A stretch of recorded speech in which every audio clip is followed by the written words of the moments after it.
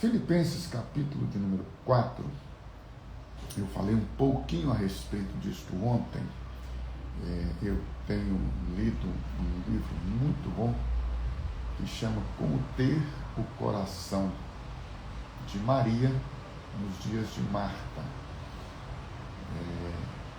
Você está vivendo, né, todos nós, tempos difíceis, não é verdade? De muita agitação, de muita correria, de muitas responsabilidades.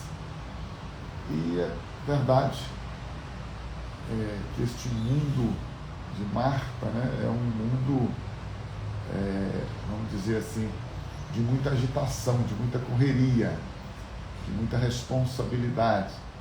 Quanto mais hoje, né, que as mulheres não só têm a responsabilidade do lar, da criação dos filhos, mas principalmente, muitas vezes agora também, ajudando, né, externamente no trabalho fora de casa. E não era diferente com Marta e Maria.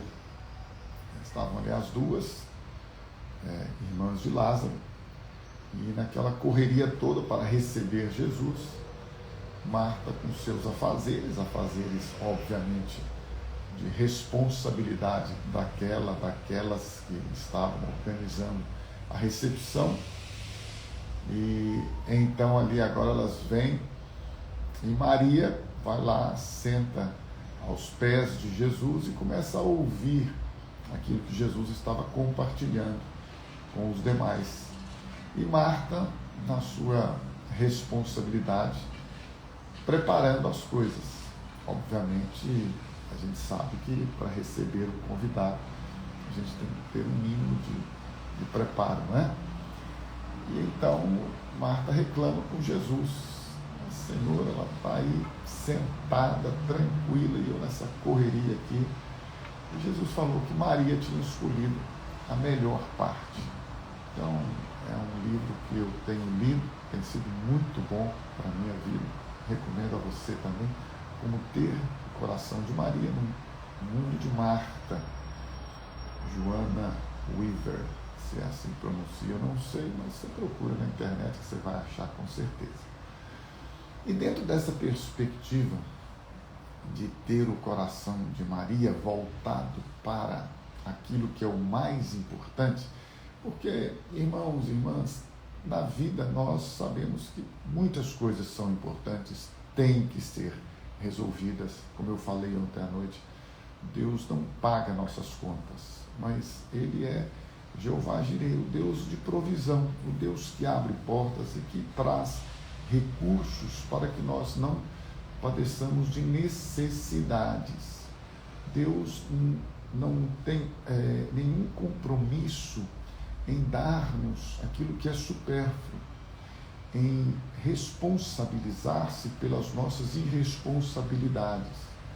Então você e eu não devemos gastar mais do que ganhamos, não devemos fazer compromissos maiores do que temos dentro de um orçamento. Então tudo isso é onde lançar mão de recursos, porque Deus nos faz a cada dia pessoas providas. Ele é o Deus de toda provisão, que supre todas as nossas necessidades.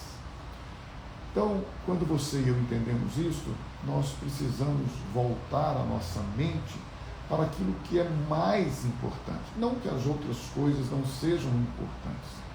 Deus é o Deus que nos dá saúde, Ele é Jeová Rafá, o Deus que nos cura, o Deus que nos oferece em todo o tempo a saúde.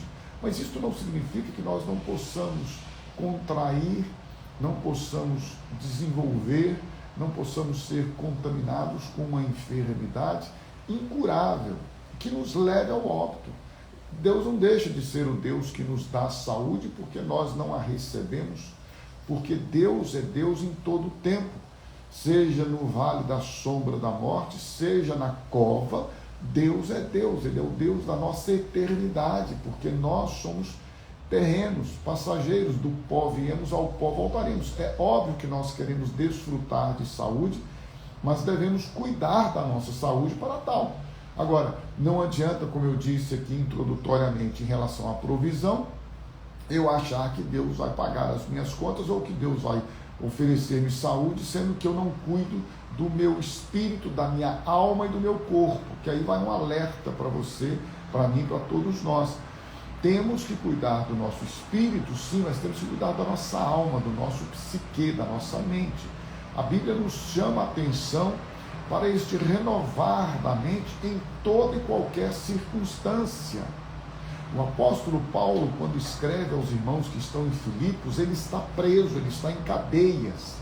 Ele diz que ele estava ali debaixo destas enfermidades, destas cadeias. Ele estava enfermo, debaixo de cadeias, sendo cuidado, inclusive, pelos demais. E ele agora diz que, com tudo isso, ele vive alegre. Olha que coisa interessante. Você perceber que ele, debaixo de uma situação de total contrariedade ao bem-estar pessoal, ele ainda está alegre.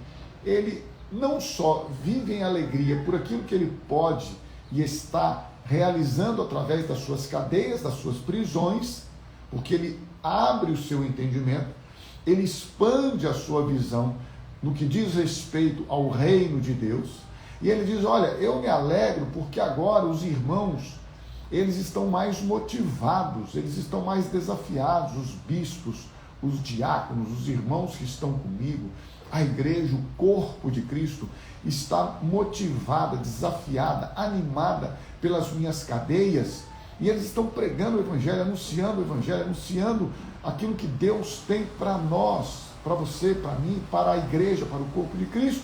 E ele diz assim, olha, eu estou feliz, eu estou alegre, por isso eu desejo que vocês também se alegrem. Então, olha que interessante, porque o capítulo 4, no capítulo 13, ele já dá esta ordem, este mandamento, alegrai-vos. Tudo isso, irmãos e irmãs, tem que passar pela nossa mente. Gente, o que Deus tem me mostrado nestes últimos anos a respeito da capacidade de termos a nossa mente renovada pela palavra, para mudar o nosso sentimento, nossas emoções. Eu falo isso a partir de mim mesmo, não sei você, mas eu enfrento lutas, tribulações, provações, tentações, privações, eu enfrento situações adversas o tempo todo. Eu não sei como você vive, eu vivo nesta perspectiva. O apóstolo Paulo, ele diz, mesmo nesta perspectiva, capítulo 4, ele diz, alegrai-vos sempre no Senhor, versículo 4. E ele renova isto, ele fala, outra vez vos digo, alegrai-vos. Não é uma situação, circunstância, não é um momento que ele vive favorável, um momento de festa, de júbilo, não. Ele está dizendo, é um momento em que eu estou preso, eu estou em cadeias, eu estou vivendo privações injustamente. E ele diz, alegre-se. Outra vez eu digo a vocês, alegre-se. Como eu desejo viver uma vida abundante de alegria e de leveza a cada dia. Renovar a minha mente, desligando-me de tudo aquilo que não vem de Deus e que não me traz paz. Estou sendo aperfeiçoado e buscando aperfeiçoar a minha mente para descansar na oração. Quem não descansa na oração, verdadeiramente ainda não entregou nas mãos do Pai os seus problemas, as suas lutas, suas dificuldades. Toda a agitação da minha mente, todo pensamento acelerado, toda criação. Às vezes a gente tem um problema, ele está ali. E a gente, na mente, desencadeiam uma série de possibilidades. E a nossa mente se expande e os nossos pensamentos evoluem normalmente para coisas negativas. Infelizmente, isso é verdade, a nossa mente, ela expande, evolui, ela se abre para pensamentos negativos. Então, se eu tenho uma situação difícil na vida, ao invés de voltar a minha mente para a palavra de Deus, para as promessas de Deus, normalmente a minha mente, ela é levada a pensar em situações negativas. E isto faz com que eu me torne uma pessoa ansiosa, uma pessoa angustiada, inquieta. E isto é contrário ao que Deus, ao que Jesus Cristo mandou. Não vos preocupeis, pois, com o dia de amanhã. Não andeis ansiosos por coisa alguma. A alegria, ela, como mandamento, Jesus mandou. Quando vocês forem perseguidos, quando vocês forem caluniados, difamados, quando os homens perseguirem vocês e expulsarem vocês dos prédios nos quais vocês se reúnem, vocês devem exultar. Exultar é mais do que alegrar, é alegrar abundantemente. Vocês devem celebrar, vocês devem louvar a Deus, glorificar a Deus, porque fizeram isso com os profetas que foram antes de vocês. Jesus disse, olha, eles perseguiram a mim, eles vão perseguir vocês. Quando você decide seguir a Jesus, você assume para você agora uma identidade, a identidade daquele que foi contrário aos princípios deste mundo, a identidade daquele que veio para combater, guerrear e vencer, convenceu a principados e potestades, a Satanás, ao inferno, a demônios. E você agora assume não só o crer em Cristo, mas também o sofrer por Ele. Mas este sofrimento não pode, não deve nos levar à angústia, à ansiedade, à inquietude, à tristeza, à amargura, ao ódio, ao rancor, à frustração, à murmuração. Este sofrer deve nos aperfeiçoar à imagem e semelhança de Cristo. Este sofrer deve nos fortalecer para que nos tornemos perseverantes. Não é a palavra muito usada hoje em dia, resilientes. Aquele que entra numa situação e a enfrenta e sai melhor, mais fortalecido, mais forte, mais experiente, mais maduro. Ok, seja perseverante, porque a esperança na palavra, a esperança nas promessas de Deus nos faz perseverar. Ainda que eu ande pelo vale da sombra da morte, ainda que eu tenha que assentar-me na presença dos meus inimigos, Ele é quem prepara a mesa, Ele é quem me unge, Ele é quem me capacita, Ele é quem está comigo no vale da sombra da morte. Então, isso tudo que eu estou falando com você, eu mesmo tenho buscado experimentar na minha vida. Não estou dando aula para ninguém, não estou fazendo palestra motivacional para ninguém, ao contrário, isto vem ao meu encontro para que eu possa, a partir de mim mesmo, do meu interior, do meu espírito, da minha alma, da minha mente, do meu psique, ser renovado. Então, quando a Bíblia diz alegrai-vos, eu preciso me alegrar.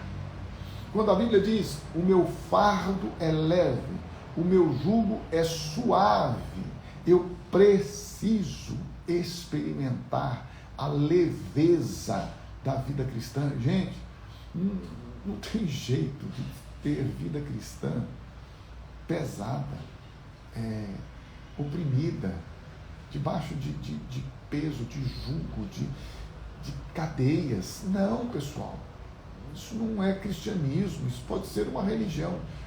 até com uma capa, com uma aparência de cristianismo. Mas cristianismo é liberdade, liberdade onde os verdadeiros adoradores vivem, existem para adorar a Deus. Tudo que você e eu fazemos deve ter como base, como fundamento, adorar a Deus, viver para a glória de Deus, viver de maneira digna. Por isso que não pode, não deve, não pode fazer parte da nossa vida pecado, gente. Não é que nós somos impecáveis, mas nós precisamos estar sensíveis a tudo aquilo que é contrário às Escrituras Sagradas. Porque pecado é aquilo que eu pratico, aquilo que eu sinto, não só o que eu pratico, que às vezes eu não tenho coragem de praticar o ódio na intensidade que eu gostaria, mas eu odeio o outro quando eu não amo, quando eu não perdoo.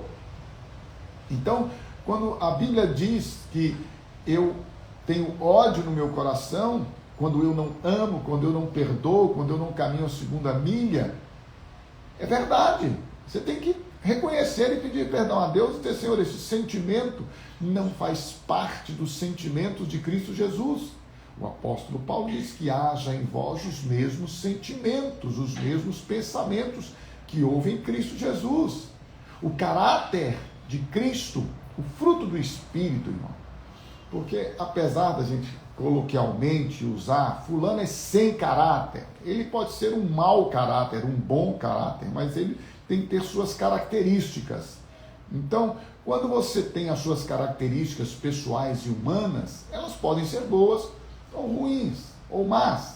Mas quando você tem a característica, o caráter de Cristo, este caráter, ele é o produto, ele é o fruto do Espírito.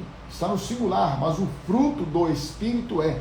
Para mim, aqui nós temos o caráter de Cristo, o Espírito Santo, que habitando em nós produz agora as características de Cristo: amor, paz, longanimidade, benignidade, bondade, mansidão, fé, domínio próprio. Contra estas coisas não há legalismo, não há lei, não há imposição, não existe nenhuma autoridade constituída que possa trazer qualquer impedimento, impossibilidade de vivermos com o caráter de Cristo. Por isso, quando a gente fala de identidade, nós não estamos falando de religiosidade, nós não estamos falando de denominação, nós não estamos falando de ser crente, evangélico, protestante, católico ou qualquer outra coisa. A gente fala de identidade, a gente fala de uma pessoa, a pessoa de Cristo. Quando a gente fala de alegria, nós não estamos falando de um sentimento de euforia. Não. Ainda que a videira não dê o seu fruto, está lá, não dá. Ainda que eu esteja passando necessidades, ainda que eu esteja contraindo ou já morrendo por uma enfermidade incurável, ainda que eu não tenha recebido a provisão que eu esperava, veja bem, ainda assim eu posso e devo me alegrar em Deus, o meu Salvador, porque isto que eu vivo aqui na terra é passageiro.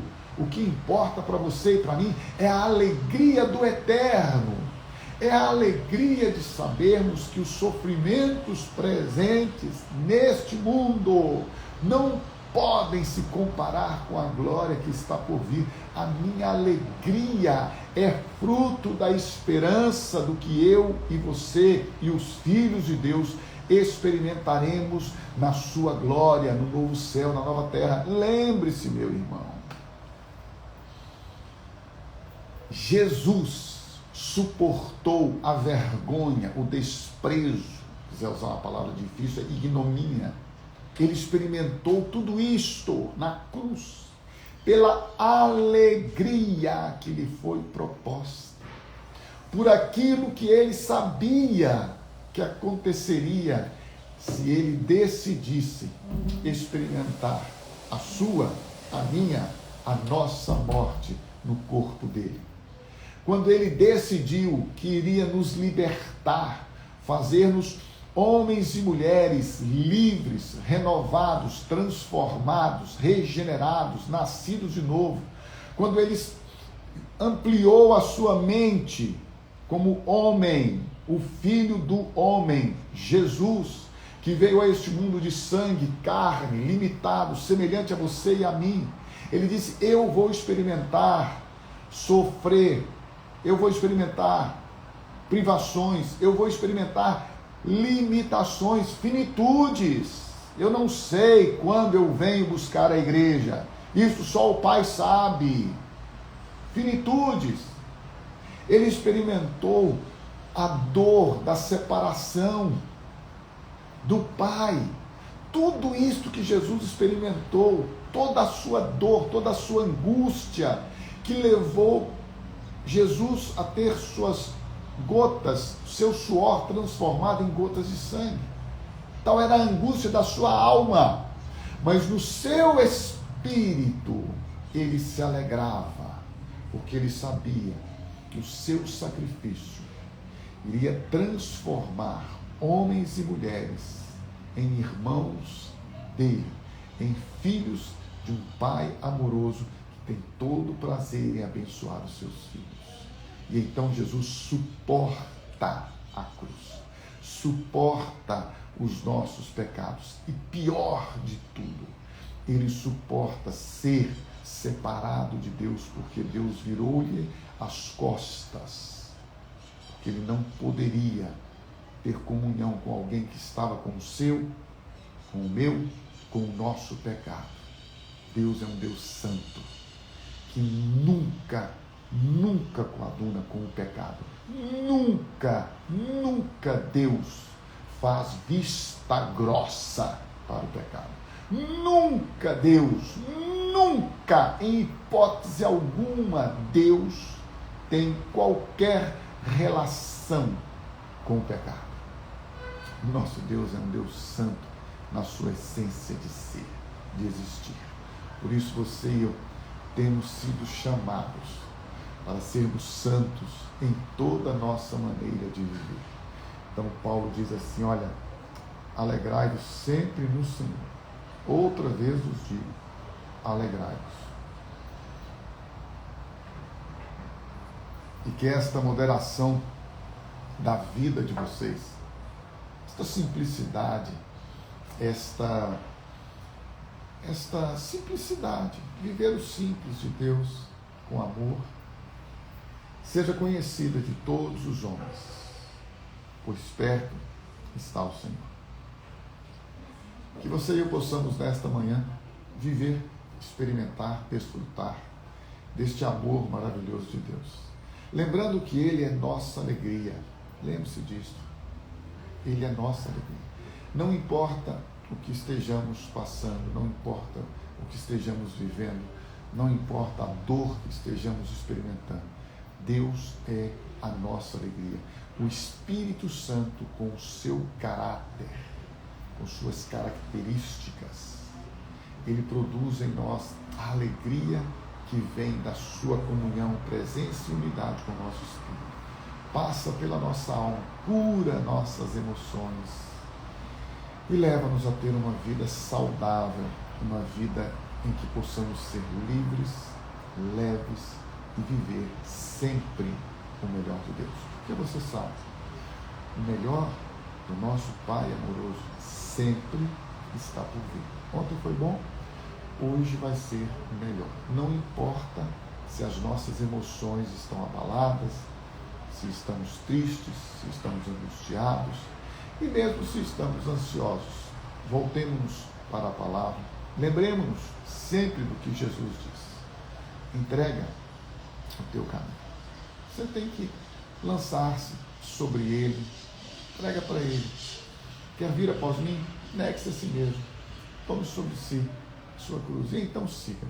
Seguindo a Jesus, vem liberdade, vem leveza, vem fé, vem esperança, vem perseverança, e com certeza Ele, nosso Pai Celestial, que começou esta linda, maravilhosa obra de salvação, transformação, libertação, cura, Ele mesmo há de aperfeiçoar esta obra a cada dia. Ontem você estava vivendo um nível de cristianismo. Hoje você vai viver um nível melhor, mais um degrau, crescendo sempre na graça e no conhecimento do Senhor Jesus.